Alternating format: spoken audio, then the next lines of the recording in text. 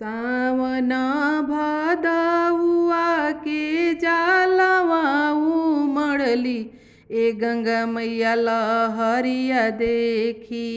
हे डेरा मोरा जियरा लहरिया देखी। हे डेरा मोरा जियरा लहरिया देखी। सब कर नैया गंगा मैया पार रे लगवलु रे स्वामी के नैया।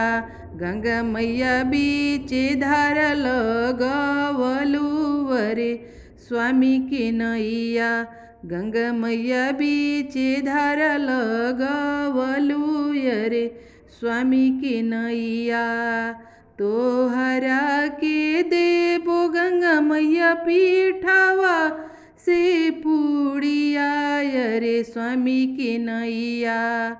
तोहरा के देबो गंगा मैया पीठावा से पुड़िया रे स्वामी के नैया।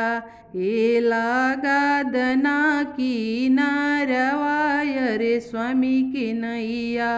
ए लागा दना किनारवा स्वामी के नैया। सबका के देलु गंगा मैया न दाना लक्ष्मी रे बाजिन के कोखिया। बिना बंस के भूतावलु रे बाजिन के कोखिया। बिना बंस के भूतावलु रे बाजिन के कोखिया।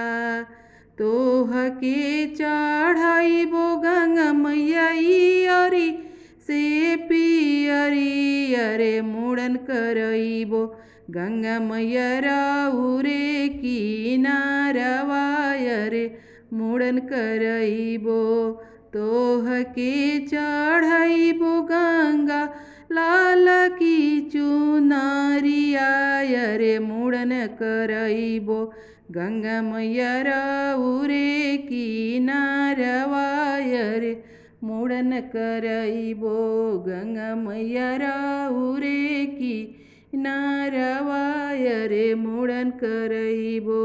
सावन भदौआ के जालवा उमड़ली गंगा मैया लहरिया देखी। हे डेरा मोरा जियरा लहरिया देखी।